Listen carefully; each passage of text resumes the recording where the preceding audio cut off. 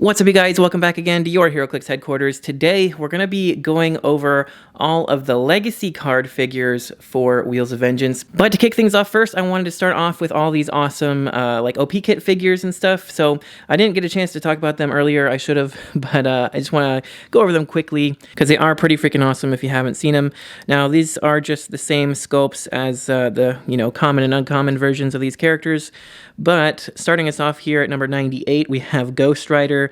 Of course, came in the Ghost Rider Play at Home kit. So yeah, he's pretty awesome at 200 points. This is one of my favorite Ghost Riders ever. He does have the Mystics and Team Player team abilities, Champions, Defenders, Marvel Knights, Midnight Suns, Thunderbolts, Mystical, and Vehicle keywords. And he has a trait here that when he hits or when a friendly character is hit by an opposing character, after resolutions, generate a Fire Smoke trade marker adjacent to the attacking character. At the beginning of your next turn, even if this is lost, deal 1 damage to a character occupying that train marker, then remove it from the game. So that's really nice if he hits, because then he just generates it in a square adjacent to himself, like in an opposing character's square. As long as they don't move out of it, then they take that damage at the beginning of your next turn. But if they hit one of your characters, then you get to generate it adjacent to their character, which kind of sucks because it'd be better if you could make it, in their square or adjacent to them. But hopefully, if they're next to, another opposing character, you can put it under one of their characters by putting it next to the one that attacked. Either way, it's pretty cool to be, just popping out a bunch more of those fire terrains to get that extra damage, hopefully. And then he also has a trait that gives him Steel Energy and Willpower, which is just nice to have on such a long 11-click dial. And then we'll take a quick look at his other specials here. He's got Poison, Quake, and Giant Reach 4. When Ghost Rider uses Poison, opposing characters within 4 squares occupying or adjacent to any fire markers are considered adjacent and are dealt penetrating damage instead. So having like a basically 4-square reach with the Poison, as long as they're in or next to fire, is pretty great. It just gives you a huge radius for that Poison and just lots of free damage there. Then you got Stop, Invincible, Regeneration. Ghost Rider has Safeguard, Outwit. So that will be for his whole dial instead of just, the protected on the stop click. And yeah, pretty great stats. Hypersonic, 12 attack, 19 for 4 with Close Combat Expert, so 13 for 5. With a 4-square giant reach is great. Also has that improved movement there for elevated and destroys blocking. That's amazing. And you're having 3 of those stop clicks, a ton of regeneration here at the end. Just so cool. Yeah, I like this Ghost Rider a lot. He looks like a ton of fun. Finally we get that like fanboy Ghost Rider that's just like a full power. But next up we have the the Play at Home kit, Werewolf by Night. This was the like WizKids shop exclusive Play at Home kit. Taking a look at him here. Legion of Monsters, Midnight Suns, Animal, Monster, Mystical Past, and the, Mystics team ability, of course. Shape Change, Toughness, Free, turn Werewolf by Night to the same click number of a different color. So you got 2 dials to swap between, which is pretty fun, kind of like a shifting focus thing. When Werewolf by Night is KO'd by an opposing character, generate a grave-hindering terrain marker. Once per game, when Werewolf by Night would be KO'd, you may instead place him in any unoccupied grave marker. If you do, turn him to the blue click number 4, then remove that marker from the map, Protected Pulse Wave. So that would be this one right here. So yeah, pretty cool. You get like Charge Blades, 12 attack, and or otherwise you're just a stealthy outwitter. So good to swap between, and he has like a once per game thing to kind of save himself. Improved movement for elevated and characters also really great. 75 points is not too bad, and that special defense is a stop with Impervious, and when this power is first revealed, after resolutions, generate a grave-hindering terrain marker, and turn Werewolf by Night to the blue click number 4, and in this game, Werewolf by Night can't use the Full Moon trait or heal. So yeah, basically, you get a little bit more life out of this dial, but if you do hit that stop, you'll turn him to this one anyway, and then he can't heal or anything. So, I don't know, he's okay. I kind of actually like the regular uncommon a little better, just because he's a really good leader for like monster teams, but this one's not bad. I like the dial swapping thing. That's always fun. And then of course, next up we've got Blade. This one you have to play in the like release day things. It's the release day OP kit, so you got to like go play a sealed game or something to get him. Go out to the shops or whatever. But yeah, he's got Avengers, PD, team abilities, Avengers, Marvel Knights, Midnight Suns, Detective, Monster, Mystical, and Police. The Daywalker gives him Steel Energy and Willpower, and when he uses Willpower and succeeds, also heal him a click. That's great. So he's got a lot of healing from Steel Energy or just hitting willpower. Adjacent friendly characters that share a keyword with Blade also have police team ability. That's awesome. Just handing that team ability out to a bunch of people is great. Then you got hypersonic speed and flight. He's got 11 attack with precision strike and 3 damage with Battle Fury. So that's great for using with the hypersonic to get through those pesky shape change super sense combos. Only thing that sucks is starting with the Battle Fury means he can't use his 4 range, because he can't make range attacks, and giving everybody adjacent PD team ability doesn't really help him out at all, because that's only for range attacks, as you can see here. If you don't know what it does, pause and read that. But it's a great team ability. I mean, handing out police to a bunch of people is great nonetheless. Of the 3, I think Ghost Rider's my favorite. I think he could have easily been like a super rare in the set, or at least a rare or something, but I'm glad he was just kind of a play at home kit. Everybody can get him. It's cool that way. Anyway, that's it for these. I just kind of wanted to touch on them because I didn't want to forget about them. They are all really cool figures. Without further ado, let's get to the actual Legacy card characters. All right, first up for the Legacy figures. Unfortunately, I don't have the card or figure for this guy, but he's pretty cool. We got the 2099 Ghost Rider, and I don't remember what his point value used to be, but he's now 50 points. He's got the Police and Mystics team abilities, Future, Monster, Mystical, Police, and Robot keywords. He's got a 4 range, some flight with 10 movement charge, only a 9 attack, 18 toughness, and 3 damage. Pretty decent dial length, but pretty pathetic stats, honestly.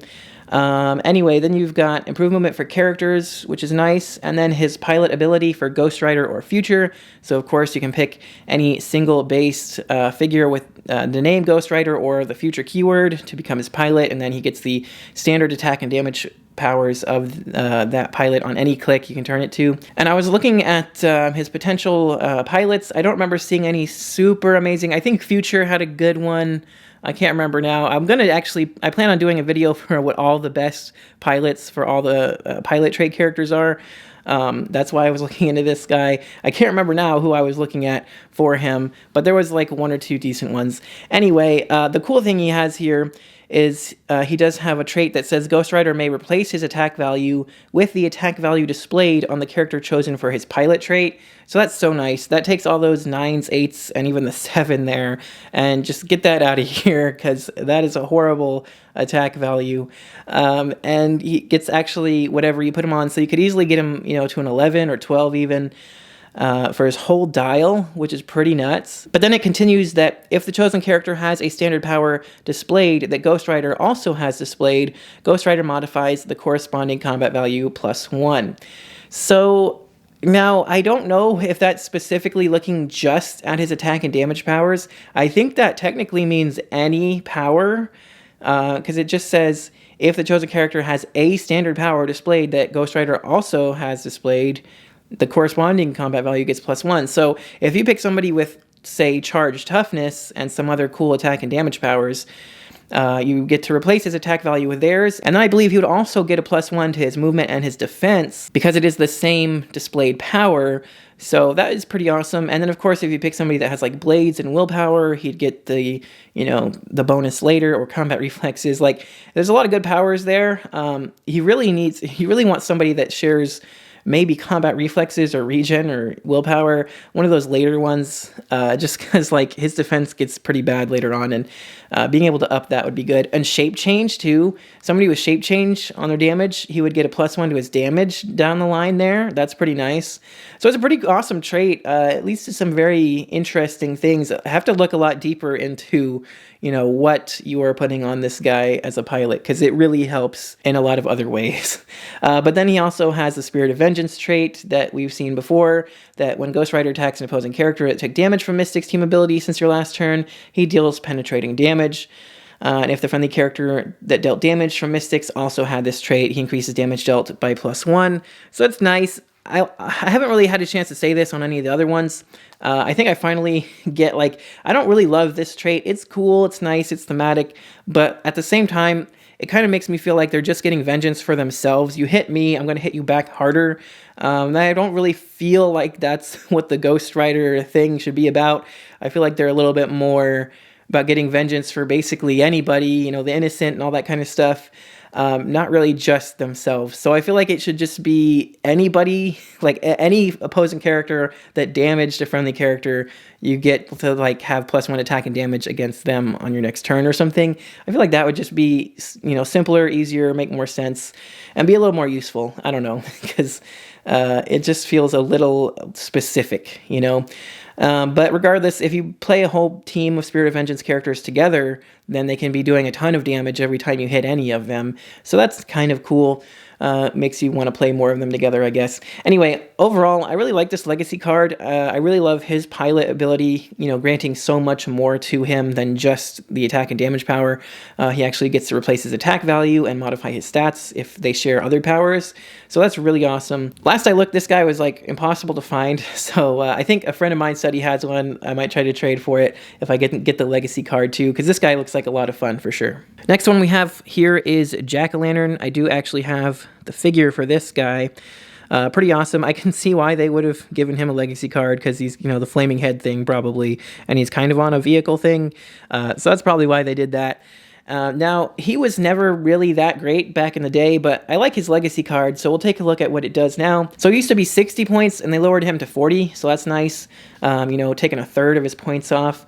Then you got the Sinister Syndicate team ability is great. 5 range double target, running shot with flight, 11 attack, energy explosion, only 16 toughness, 3 damage. You know, kind of whatever dial, but not bad for 40 points. Improved targeting for hindering is always nice. Before I forget, he has the Monster Sinister Syndicate Skeleton Crew and Thunderbolts keywords. But his trait here is really interesting. It says, once per game, when Jack-o'-lantern would be KO'd by an opposing effect, instead turn him to click number 1, and after resolutions, deal an opposing character within range 3 damage protected pulse wave. So that's super awesome. I honestly don't remember what he used to do. I don't think he even had any cool special traits or anything. I think that is just added on to him. I think he was just a basic dial, because looking at his figure, I don't see any type of star or anything for a trait. So yeah, I think they just added that, and that's so cool because you get so much more value out of him, because you basically get his whole entire dial twice over, and then you get to do 3 free damage to any character within the range that he has of 5. So that's pretty awesome. And yeah, just free damage is great. Getting his whole dial twice over is a pretty decent use of the 40 points, I think. I'd love to put the pumpkin bombs on him, because that's just kind of thematic to give him that 3 damage energy explosion. And, you know, with a trait like that, having a 16 defense with toughness up front, not bad. You know, normally I feel like they would have just given him like traded energy shield deflection and super senses or something like that. Just to kind of make up for it. But the fact that they gave him a cool trait that just gets you his dial twice over and makes them pay for KOing him, that's pretty awesome. So I do want to try this guy out. I do want to grab his Legacy card. He looks pretty decent for that. I think he'd actually be a great mastermind fodder too. Imagine they roll up on you, punch your big, you know, leader guy, mastermind onto this dude, and then boom, take 3 damage, and I got my mastermind fodder right back. So I think he'd be pretty great for that as well. Overall, huge improvement on the original figure. But up next we have Katana Hellstrom, who I no longer have. I definitely had her back in the day because I bought so much of this amazing SpiderMan set, but I guess I got rid of her somewhere. Anyway, she's now coming in at 50 points, has the Mystic's team ability, Heroes for Hire, Legion of Monsters, Monster, Mystical, Ruler, and Thunderbolts keywords. Starts with charge, 17 toughness, 10 attack, 2 damage, some specials there. A trait that gives her steal energy, and when an opposing character occupying a square with any fire, smoke, terrain marker begins to move or is placed after resolutions, you may roll a d6. 4 through 6, place that fire terrain marker in the square they now occupy. So if you put the fire terrain under somebody and they try to run out of it, you got like a 50-50 chance of it just popping back up underneath them. So there's no use running. You're going to take that click of damage for that fire. Then she also has Smoke Cloud, but she may generate fire smoke terrain markers instead if no other fire terrain is on the chosen squares. And at the beginning of your next turn, even if this is lost, deal 1 damage to each character occupying those markers and remove the markers, so that's what they all say. Then you also have Shape Change, but succeeds on a 4 through 6, not bad. So we got Super Shape Change, Toughness, pretty decent defenses. The super smoke cloud that makes fire. I wish it was free. It is a costed action, but I would say it's worth it. She's not doing much with the 2 damage. And just the fact that once she makes all that fire, and the opposing character tries to run away, you just get to burn them anyway. It's kind of hilarious to me because it can just move right back underneath them. So yeah, I think she's pretty fun and interesting. She's not like super OP or anything for sure, but I love that firepower. And, you know, it's really funny. If you build a whole team full of people that are just spewing fire all over the place, definitely want to include her because she can make the most amount of fire probably, except for maybe Ghost Surfer moving around. But also just the fact that she makes it move when they move is super useful. So yeah, not an amazing figure, but definitely a fun one. Next up, we've got Jennifer Kale, who I do still have the original figure for. Have not managed to get her legacy card yet because it's pretty expensive and I wasn't lucky enough to pull it. I definitely want to get it though because this thing is nuts. So taking a look at it here, she's coming in at 35 or 30 points. That's just if you want an extra click of health or not. I'd probably just play her at the 30 if I'm being honest. Either way though, she's got Mystic's team ability, 6 range, some mind control, precision strike, energy shield, and 1 damage with a special damage power. She's got the Battle World, Weird World keyword, as well as Champions, Midnight Suns, Mystical, and Ruler. So at least as far as Mystical and Ruler, you got some great options there. Midnight Suns is fun. But you've got Grove of the Man-Things trait that says, when establishing theme teams, friendly characters with Man-Thing in their name gain all of her keywords. And when she would be hit, you may place a friendly character with Man-Thing in its name in an adjacent square, and it becomes the target of the attack instead, even if it would be an illegal target. So super useful. She's practically untouchable if you have a decent enough Man-Thing on the team, which, oh, surprise, surprise, we just got a really good one in this set that's a super rare that has like, 6 clicks and only takes 1 click of damage per, attack or whatever. So he's pretty good to just absorb attacks for her all day long. He has 90 points though, so the combo of them is like 120, which still isn't too bad, because he's like decent enough on his own. But her next trait is really where it's all at. So it's friendly characters within 3 squares have opposing characters' combat values except range, can't be modified when attacking this character or being attacked by this character. What? That's so incredibly overpowered. Everybody, all of your friendly characters within 3 squares of her, basically whenever they are attacking or attacked by opposing characters, their combat values can't be modified at all. Your opposing characters can't modify combat values at all. So no range combat expert, close combat expert, no perplex, no energy shield, no combat reflexes, nothing, no modifications whatsoever. They can replace, so if they're using like, Sinister Syndicate team ability or defend or something like that, they can still replace their stats, but they can't be modified, which is so good because there's so many modifications right now. I mean, just take a look at the Scott Porters. You play 2 Scott Porters and suddenly, for 50 points, your entire team has +1 attack and defense. Or you could play just the one white shirt one, your whole team could potentially be +1 attack and damage. So stat modifiers all over the place right now. And it's just a really, really strong effect. If you guys know what the Outsiders team ability, it's like using Outsiders team ability on your opponent's entire team constantly, and there's nothing they can do about it as long as your friendly characters stay within 3 squares of her. And she's practically unkillable unless, as long as you have a Man-Thing to take the hit for her. So that's pretty nice. So yeah, she's pretty freaking ridiculous. She also has another special damage power that says when an opposing character within range generates a bystander, you may generate a copy of that bystander. If you do, KO any other bystanders generated this way. So that's also ridiculous. I don't know if that counts for constructs. Constructs would be huge. If you get to just generate a copy of a construct, I mean, it's kind of like a bystander. I'd have to look into that. I feel like they're not because they're constructs, but they might be referred to as bystanders somewhere.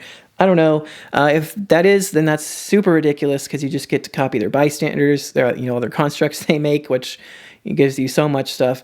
Although it has to be within range, so they do have to be within 6 squares of her. But then if they come up and drop a boot or a chainsaw or something, boom, you get a free one also. So that's ridiculous. I can't think of any other crazy bystander generators going on at the moment. I know sometimes we get some crazy ones and there's bystanders all over and it's really annoying. I don't think we have a lot of crazy ones at the moment, so that's nice. Besides, the construct stuff. So either way, just the Queen of the Untamed Weirdness trait that, it can't modify combat values is good enough definitely more than enough reason to play her for 30 points on, you know, basically any team. She's super good. Definitely 10 out of 10 figure. You're definitely going to see her in the meta for sure. Making some waves there, going to be super annoying to deal with, especially those kind of teams where both people have Jennifer Kale and maybe both people have, like, you know, the Scott Porters or whatever. So it's like they both get all these stat boosts, but nobody can use them, and it's going to be super annoying to keep track of. But like I said, 10 out of 10 figure, got to get her legacy card for sure. All right, next one we have up here is Black Talon. So finally a figure that I have both the figure and legacy card for. I don't know why I kept this guy. He was just kind of interesting character from the old Deadpool set. So I still had him in my box just in case I ever wanted to bust him out, I guess. But he's got the Lethal Legion Masters of Evil mystical keywords. Masters of Evil is actually nice now, you know, with all the amazing chases and stuff. You got Mind Control, traded, not bad. And then he's got Power, generate a character not already chosen for this effect from any KO area adjacent to Black Talon on any click. It could have been on this game, and it becomes friendly to your force. One at a time in any order, that character may move and or make an attack. After resolutions, remove that character from the game without scoring it. Deal Black Talon 1 unavoidable damage. So that's not bad for 45 points. Otherwise, he's just got some charge blades, when that is his special damage power there. So it is a power. It could be like outwitted or something. Is the only kind of downside to that. We also have the traded mind control now, so, you know, that's nice to include in there. But yeah, I mean, it is a really interesting special, like, thing. It's not once per game. You can do it as long as any characters are KO'd. Any characters that have been KO'd this game can bring them back. Just need a power action and just get, it's kind of like a ID call-in, actually. That's pretty nuts, actually, now that I think about it. If you KO, like, one of their really strong attackers, yeah, you could do some crazy stuff. Although I will say that it does just say it lets you, at one at a time, you know, in any order, move and or make an attack. Yeah, as for resolutions, remove them again. So it's not quite as good as actually having the character. It's more like mind controlling them from the grave, basically, because they get to just move, make an attack, and then they're out of here. So you can't use, like, Charge Flurry and then get, like, a free Flurry or something because you KO'd their SpiderMan. No. It doesn't quite work like that. You can't even use their, like, if they had Carnage Silver Surfer, he couldn't even Hypersonic to attack, hit, get another free attack because he can't use Hypersonic. It's just moving and then attacking.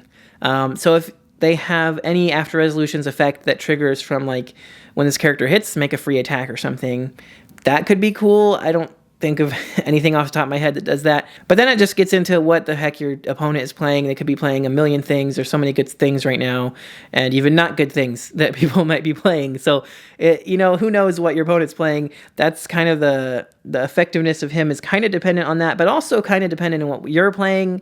You could resurrect something that's been KO'd from your team to come out and attack. So you can kind of play around with that, see if there's some cool combos you can get with getting a free attack or something from somebody that's already been KO'd. I don't know. I haven't looked that much into it, to be honest. So I feel like there's probably some cool combo with him. But otherwise, he's kind of just a fun figure. You know, he does something really unique and special that nobody else really does, just bringing back KO'd characters, you know, like mind controlling their bodies from the grave to go do something and make a quick attack.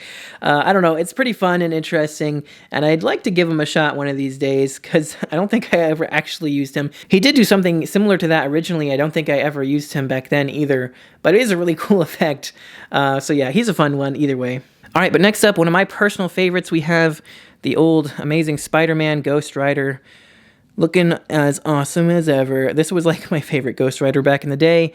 I think I even have him as my number one on my old top 5 Ghost Rider video that I did a few years ago, which probably needs an update by now. But anyway, obviously I'm a big fan of him getting legacy cards. So he's got Mystics, Team Ability, Champions, Heroes for Hire, Legion of Monsters, Midnight Suns, Mystical, and Vehicle keywords. Now, you guys may have also seen my team build I did on this guy. I did try to make him work. I did finally get a chance to test him out, and I will say, unfortunately, not as good as I'd hoped. There was definitely a few flaws in that team that I knew about and were kind of hoping wouldn't be as big of an issue. But yeah, unfortunately, guys, I don't think he's going to be making any huge splashes in the meta again anytime soon. Although I'm not done trying. I still got a few other ideas I'm going to kick around. But he's still pretty awesome. He's definitely better than he used to be, you know, being only 80 points now. He used to be 145. He's got the Rider for Hire trait that says free, once per game, make an attack, which is a direct reference to the Heroes for Hire ATA that everybody used to put on him back in the day. That basically just gave you a free once per game attack or something. It was like you get a hired token and you can remove, like all of your Heroes for Hire get a hired token and they can like remove it to get a free attack once per game. Basically, same thing, you know, something like that, if I'm remembering correctly. But then he's got a special attack power that gives him poison, and free, choose an opposing character within 3 squares with 2 action tokens, and deal them 1 penetrating damage.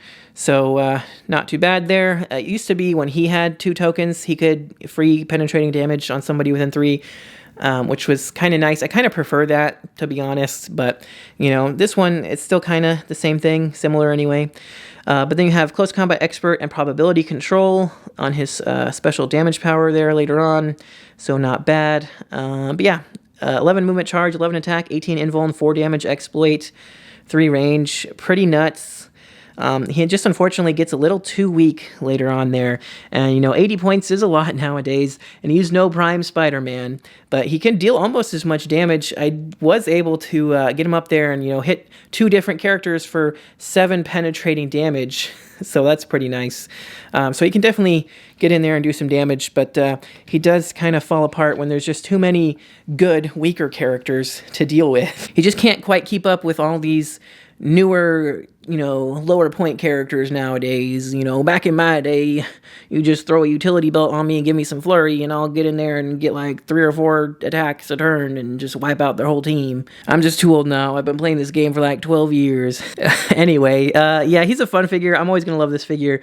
Has a lot of good memories for me because this was like the meta figure when I started playing the game. And he's still just a lot of fun. I think he's always going to be one of the better Ghost Riders. Even some of the new ones we got in this Wheels of Vengeance set, though, definitely giving him a run for his money. I don't know, this figure will always be special to me. It was like the meta figure when I started playing the game. I bought like brick after brick after brick of freaking Spider-Man trying to get this figure. Never did. Should have just bought it when it was like, you know, 20 bucks or whatever online, but I was like, no, I don't want to spend that much on a figure, so instead I'll spend 10 times that amount buying freaking boosters. I eventually did just end up buying him online, I think, but anyway, yeah, that's it. I love the figure, and Legacy card's pretty good, definitely makes him better, but still not quite as the peak meta that he used to be back in the day. Up next, we have ManThing and Howard the Duck. Now, I will say, buying all that Amazing Spider-Man, trying to get that Ghost Rider, I never got this ManThing and Howard the Duck either, so I don't know what that says about that set. But anyway, this one's pretty interesting. They are now 80 points. I'm pretty sure they used to be 100 and something, so that's a good reduction. Defenders and Mystics team abilities. You got the Swim ability, Phasing, Super Strength, Invuln, and 3 damage. They've got Animal, Brute, Celebrity, Defenders, Legion of Monsters, Midnight Suns, Monster, Mystical, Politician, and Vehicle keywords. They actually have a pilot trait, which is hilarious, for Howard the Duck or Animal. So we just got a new Howard the Duck, which makes a decent pilot for them, but also anybody with the Animal keyword, which I feel like is probably the better choice most of the time. But anyway, then you have a special attack power that gives them Stop, ManThing, and Howard the Duck can't be targeted by non-adjacent characters. The fact that that's on their attack power for the last 3 clicks of their dial is pretty nuts, because, you know, there's a lot of characters that say, like, you can't use defense powers or something, like the new Captain America on the horse, and that will not work against them. They'll still get to stop, unless it specifically says you can't use stop. But regardless, 3 stop clicks in a row is still pretty nuts, and they have regen on the last 2 clicks, so you have to hit them like multiple times to just get them out of there, or they're just going to regen back up, and you're going to have to hit those stops multiple times. And even after all that, they're still going to get to, you know, shoot out the pilot, and then the pilot gets to do whatever until you KO them. So that's obviously really annoying to deal with for your opponent, which means it's pretty good. And then you have probability control on their damage power, and when ManThing and Howard the Duck use it to target a friendly character making an attack, and the finalized attack roll is a miss, after resolutions, the target character may make an attack. That's really cool. And then it also says ManThing and Howard the Duck deals penetrating damage. Not bad. I would love to equip them with like a motorcycle or a Hellcycle to give them some, you know, charge or hypersonic speed, just so they can get in there. Probably charge because they have super strength. And it also gives them super senses with that from the motorcycle, make them extra annoying to deal with. So yeah, I feel like they could be pretty annoying to deal with. You give them a motorcycle for that charge super senses. Of course, if you put Frenchie on them, because they have vehicle keyword for some reason, you put Frenchie on them, then all of a sudden you could give them like sidestep and close combat expert, which would definitely help out, you know, their attack value there. You got that special prob control, so that even if you miss, you could prob it, and if you miss again, you can just make another attack still. So that's pretty awesome as well. They can still use that on themselves. It just says to target a friendly character, and they are always friendly to themselves, so that works. And yeah, just that long dial length, you know, all those stop clicks, the regen and everything. Ooh, if you can find a good animal that has steel energy, I would go that route. That way they can just keep steel energying back up as well. That'd be pretty awesome. So yeah, I think they're actually pretty good. They have Defender's team ability too, so if you get a good Defender next to them, their, you know, pretty pathetic defense values also won't really matter. So that's nice. I think they definitely have some potential to just be really annoying. And actually, the cool thing here is they have ManThing in their name, so that works with the Jennifer Kale legacy card. So if you didn't want to play the 90-point ManThing, you could play this 80-point ManThing in Howard the Duck, who is almost as good, you know, for absorbing damage because of the 3 stop clicks and everything. They could take a lot of hits too. So I think, yeah, I think if you wanted like the best bodyguard for that Jennifer Kale, might actually be this ManThing and Howard the Duck, because they're a little cheaper and still just as resilient. And they also do a lot. That ManThing's pretty good too, though. So you got 2 good options there in this set. And with a new Disney Plus set coming out shortly, we're also going to have figures from the Werewolf by Night short film as well. So that is going to include, spoiler alert, that's going to include ManThing. So it's probably going to include characters with ManThing in the name, and we'll probably get a new ManThing as well in that set, so more options for Jennifer Kale there too. So sorry, I know I'm talking about a legacy card character I talked about a while ago more, but she's really good. And this character is pretty good too. I definitely think picking it up as another option is going to be pretty nice, and sucks that I never got one, because now I want one, because now all of a sudden it's kind of cool. Only downside is you do have to definitely add more points to this character to make it good, you know, with like a motorcycle, maybe Frenchie. You know, the pilot doesn't really add any points to it, but still have to find a good one. But yeah, so definitely more work to make it work, but I think it's pretty awesome. They're definitely really cool. Next up, though, we got the Two Gun Kid. Bam, bam, bam. So this guy is pretty awesome nowadays. So I definitely owe my friend for trading this to me. Very cool figure, and I really like his legacy card. I was lucky enough to pull the legacy card, so I was like, well, I really need that Two Gun Kid now. And he's like, oh, I got one, I'll trade you. So yeah, very awesome. Avengers, past, and vehicle keywords. So and just Avengers and vehicle right now are pretty good. Avengers team ability, so he can potentially get +1 attack on certain targets that you pick at the beginning of the game. And then you have that probability control traded. That's awesome. And then a special movement power that gives him flight, improved movement characters, and running shot, but don't half speed. He also has improved targeting to make range attacks while adjacent.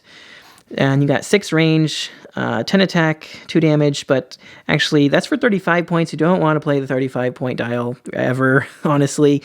Play him at 20 points. Might as well just say the 20-point line is the only one that exists. And that is because you get to start with the special movement power that gives him flight, improved movement characters, and running shot that doesn't half speed, which is just like so much better than the 35-point line, honestly. You know, losing out on the 1 attack and 1 defense there, not really a big deal, honestly. But yeah, anyway, 20 points for prob on its own is worth it, I would say. And then the fact that you get a 7 movement running shot with a 6 range gives him a 13 square reach by himself. Pretty freaking nuts. You can also put Frenchie on him to give him like sidestep or energy explosion or perplex, you know, all kinds of different bonuses you could get, but then you're adding a 25-point character to a 20-point character. I don't know if that's really worth it. Anyway, let's take a look at his special attack power here. It says at the beginning of your turn, choose an effect for a Two Gun Kid to have until your next turn. Modify damage +1. Precision strike, range, make 2 range attacks. That right there, I'd probably just do all the time. +1 damage, precision strike, and make 2 range attacks. That's a range action, so it does work with running shot. Or, for another range action, make a range attack targeting all opposing characters within range and line of fire. Instead of normal damage, each hit character is given an action token and is dealt 1 damage. That's also really strong too, because 6 range is pretty far, and you could shoot everybody on their team for 1 damage and give them an action token. I have heard some talk that, using a couple of these guys to run out there and basically shoot your opponent's entire team to give them, 2 tokens, 2 damage. Oof, yeah, that's pretty nuts. That would be pretty strong.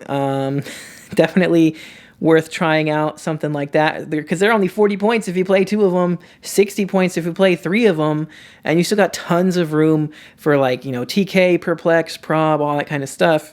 So yeah, not a bad strategy there.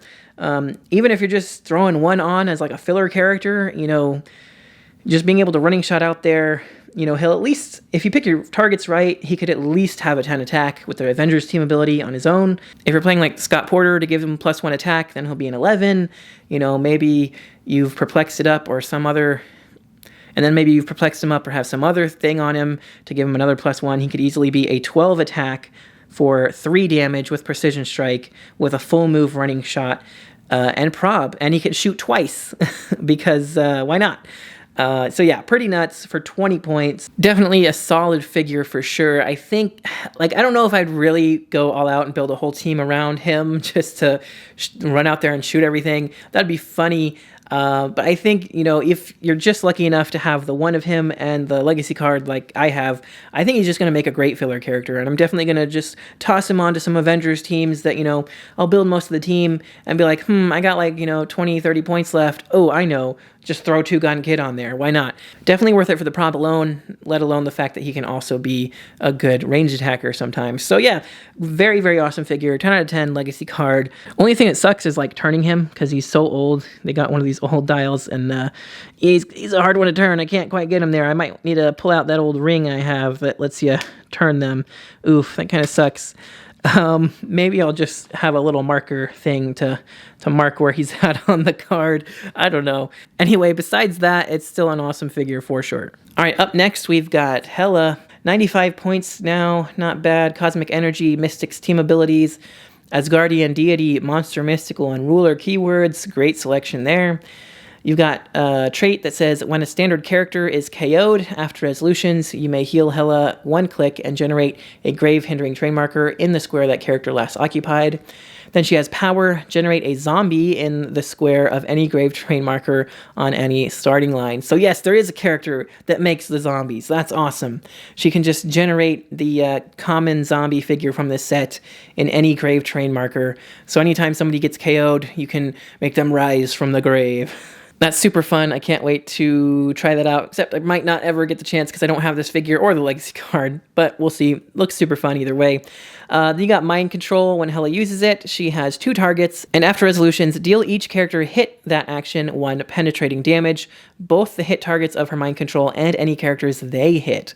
So that's really cool. You get an extra penetrating damage on anybody she hits with Mind Control and anybody they hit while they're being mind controlled. Really awesome. And even if it's nice because it's sometimes you hit the mind control and you miss with their attacks, but at least this way you get some damage on the person you mind controlled, so you don't feel so bad about it. I do wish she started with that. I kind of wish they gave her a 75 point line or something where she could start on that click to get the special mind control. But regardless, then she also has a special damage power that gives her exploit weakness. When Hela makes a close attack with a single target, her minimum damage value is the target's click number, and hit targets can't use stop. That's really strong. It actually makes her a really good pilot for Sleipnir, because she comes in on the last click. She'll have a 12 attack exploit with that special. So if Sleipnir runs up there, punches something and hurts them a few clicks, then she gets to pop out, and then her minimum damage value is their click number. So it works also especially well against, a lot of characters nowadays, they're better on a lower dial. For example, Ghost Surfer has, a 200 point line, a 100 point line, and a 40 point line. And on his 100 point line, he starts on click 4, and on his 40 point line, he starts on click 8. So, she could do 8 damage to somebody starting on a 40 point line on him. which is pretty ridiculous. Or even if he was already on click 4 and Sleipnir comes up and smacks him for a couple clicks, now he's on maybe 6 or something. Now her minimum damage is 6, so she could just one-shot him. Pretty nuts. Gotta love that. So I think she makes a great pilot for Sleipnir, but besides that, you may never see that power because it is so late in the dial, but if you do, it's going to be probably late game, and, there's good odds there that she's going to be able to do some massive damage, so I really like that a lot. It's also penetrating, of course, from the exploit weakness. Kind of wish she had a little steel energy there to also heal up a little when you're doing all that, death touching. And if you're not making her a pilot, I would probably equip her with something that gives her like some giant reach too, because she just has stealth there, or maybe like a motorcycle or something for charge, or just some way that she can have some form of move and attack. So if she does get to that late dial, she's not just getting blasted at, even though she has stealth. People can see through stealth sometimes. That she actually has the ability to reach people with that death touch to kind of, sway the game back in your favor. Maybe she could smack somebody for like 5 or 6 penetrating damage when they're already halfway through their dial. But yeah, she looks like a really fun, interesting character, and I do kind of want to go out of my way to get her and her legacy card because she just looks really fun. All right, next up we have the Daredevil from Earth X, one of the best sculpts out of that set, and I was really hoping this guy would get a legacy card because, that awesome motorcycle that he's riding just makes so much sense for this set. And yeah, this guy is super cool. Unfortunately, don't have his legacy card yet. I'm working on that, but we'll take a look at it here. So he's basically 10, 20, or 30 points. He has the team player, team ability. He's got multiple different dials here. Stats are all the same, so 8 movement, 11 attack, 17 defense, 3 damage. He always starts with willpower and then clicks into perplex. But you get either hypersonic with nothing, charge with quake, plasticity with poison, or sidestep with blades. So, just pretty good options there where you want to start him. He's got the Asgardian, deity, monster, mystical, and ruler keywords. And I'm pretty sure that is a mistake, although I don't think they've errated that yet, or they may never. Because honestly, they kind of have an issue with like errata-ing keywords. That they never really do it ever that I've seen. So they may never. So he doesn't really need the Asgardian or deity keywords. I think they copy-pasted from Hela because she was the one right before him. That's probably somewhat happened there, I would guess. He definitely has Hela's keywords. But, regardless, I think he would have monster mystical anyway. And that's kind of what you want to play him on most of the time. But anyway, he does have improved movement for elevated, which is great. And a trait that when he starts the game, you can turn him to any starting line, give him a stunt token for every 10 points of his cost, up to 30 points. When Daredevil would be KO'd, if he has any stunt tokens, you may instead remove 1 and turn him to any starting line. If you do, roll a d6. On a 1, give him an action token. On a 2 through 6, he gains immune until your next turn. Daredevil is not scored when KO'd. When a stunt token is removed from him, your opponent scores 10 points, protected pulse wave. So the cool thing about this is when he would be KO'd, if he has any stunt tokens, so even if you're just playing him for 10 points and he has 1, then you instead remove the token, turn him to any start line, and then roll a d6 to see if he's immune or has an action token. So yeah, that's super nuts because even just for 10 points, he basically gets 2 lives, and they only get points for removing the tokens. So the second time they have to KO him, they're not going to get anything for it anyway. So it's really cool just to have like a cheap hypersonic figure to run up there and punch somebody. And then if he dies, he dies. They get 10 points and he comes back on any start line. You could put him on plasticity poison if he's already next to somebody. Sidestep blades if you want to risk that. Whatever. There's a lot of options there. He also has traded super senses, and he can't be chosen for Mastermind. So, unfortunate he can't be chosen for Mastermind, kind of. I don't really think I would, honestly. But super senses traded is super nice to have some kind of defense on that dial. And, you could get something cool from team player. You can equip him with something. I feel like he should have had vehicle keyword. That would have been nice. I don't know. We'll never know. But, he is named Daredevil, so you can give him the Billy Clubs for free because his name is Daredevil. So that gives him leap climb, which he doesn't really need because he already ignores elevated. And it also gives him an additional target, which, could be nice. You get to run up there and pick 2 targets to punch. So, not a great equipment to give him for sure, but it is free. So if you're not putting anything else on him, it's like a meh, why not kind of thing. Yeah, anyway, he's just a really, really cool figure. I think just playing him at 10 points is fine, just for filler. but you could play him for 30 points, and then he's just really annoying to keep hitting and hitting and hitting and hitting. But I don't know, then you kind of are giving your opponent 10 points every time they hit him. He's not super hard to hit, just 17 super senses. If you copy SpiderMan team ability, that'd be nice, make him a little harder to hit too. I don't know, either way, he's a really good figure, almost as good as he used to be. He used to be kind of ridiculous, honestly. But he's still really good and really effective for just being a point filler, and it looks like they made him non-unique. At least by what the card says. So I guess we're going by that from what I've seen. I don't know. They might have added that. I kind of feel like he should still maybe be unique because playing like 2 or 3 of these guys would be kind of ridiculous. But anyway, he's awesome and fun.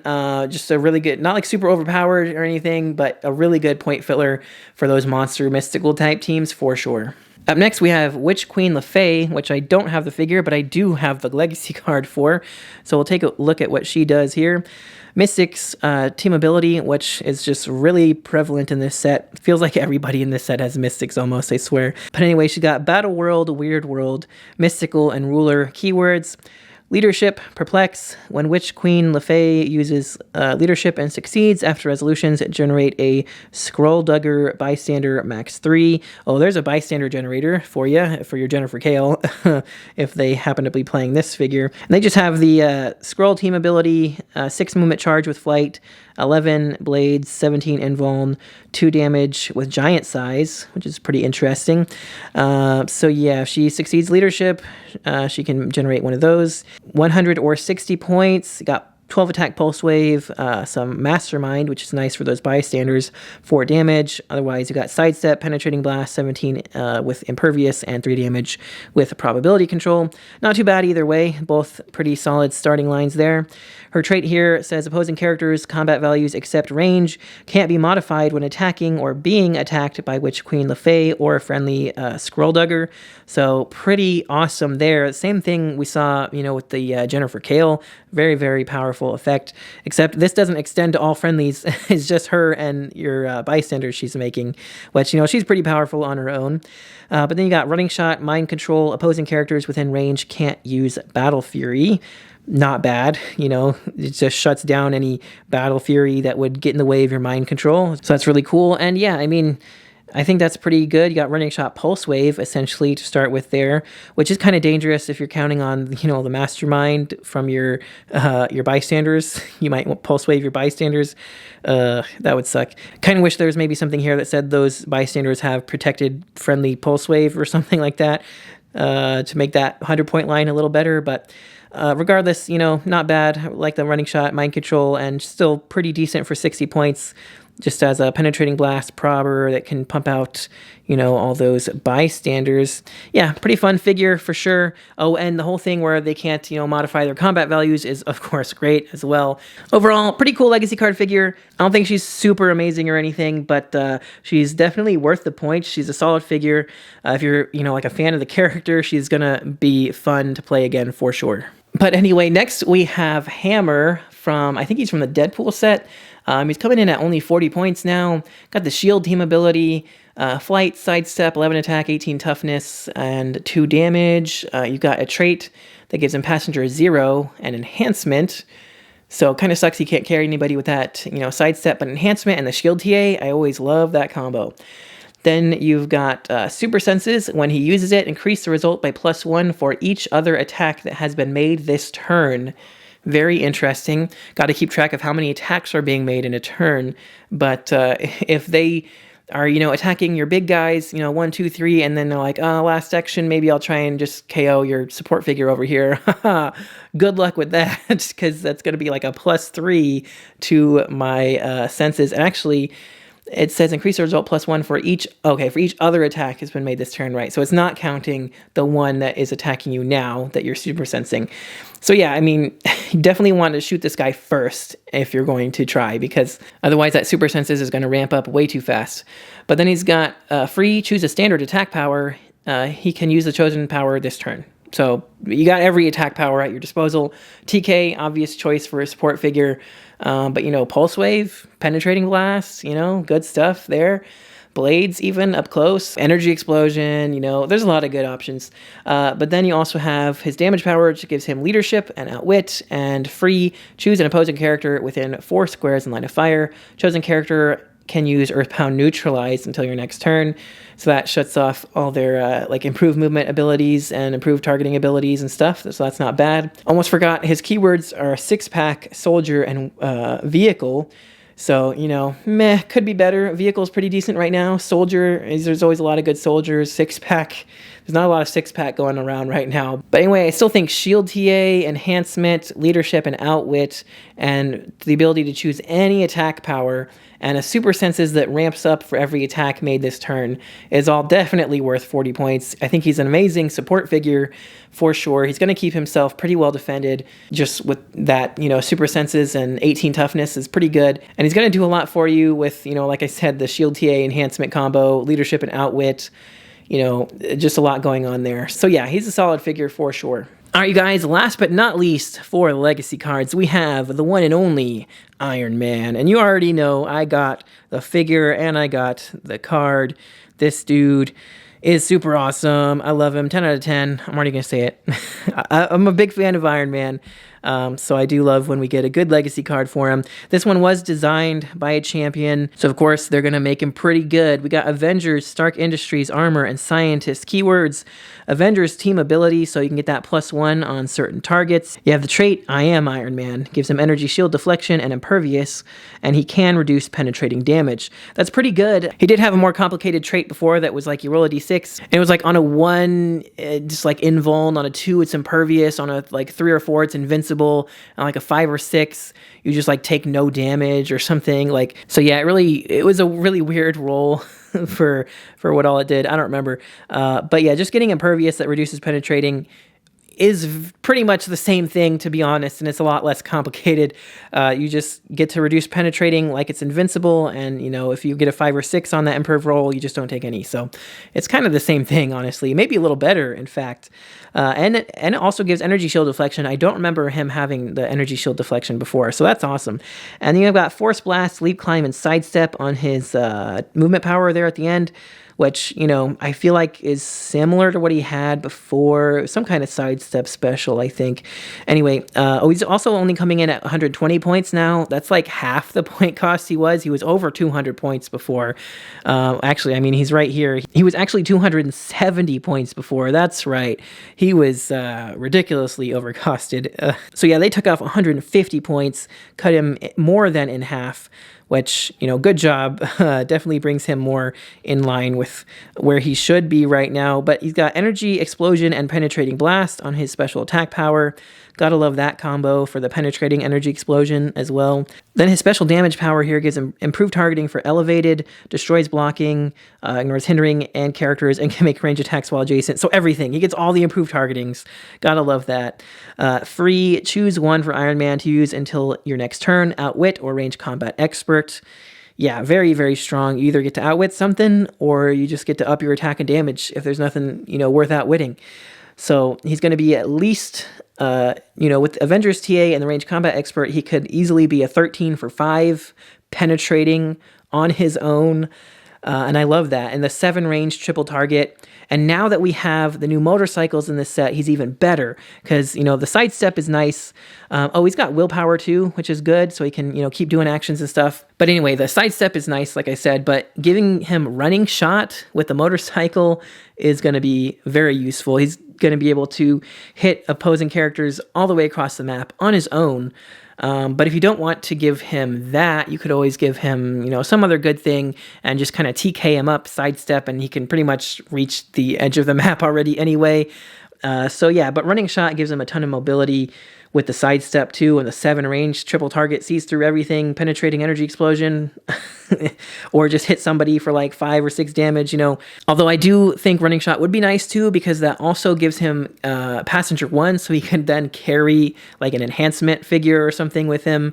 Or actually you could just play Bats. Yeah, Bats would be good. He's tiny size, it has enhancement, and also modifies his attack +1, so Bats is a really good choice. But yeah, I actually want to play this guy on more of like a Stark Industries team, but an Avengers team would be great too, obviously. There's a lot of good stuff you could play with him. I really am a fan of this Iron Man, always was, back in the day. You know, I played him a few times, even at 270 points. So I'm just really looking forward to getting to play him and him be maybe actually a lot better than he was. So yeah, love this legacy card. Is it meta? Meh. Maybe not. Maybe. I think that kind of remains to be seen. I think you can definitely build some good teams around him for sure. Maybe not winning worlds level teams because he has 120 points and that just kind of doesn't fly anymore, but he's definitely worth the points. Don't get me wrong there. He's one of the few characters that is worth to play over 100 points, I would say. But yeah, definitely 10 out of 10 figure for me, for sure. But that is going to do it for the legacy cards, you guys. So make sure to let me know all your thoughts and opinions down there in the comments below. And not just for the legacy cards, for the whole set, because this wraps up our whole set review for Wheels of Vengeance as well. So let me know all your thoughts on that. If you enjoyed the video, make sure to smash the like button because it does help me out a lot. And don't forget to click that subscribe button so you don't miss any future videos like these. But if you'd like to help support the channel even more, check the links in the description below for the Patreon so you can see your name here in the credits with all these other awesome people, or you can also hit that join button there for the YouTube memberships. Either way, for as little as $1 a month, you get entered into our monthly giveaways, so make sure to check that out if that interests you. But that's going to do it for this one, you guys. Thanks again so much for watching. Until next time, this has been Heroclix Headquarters, signing off.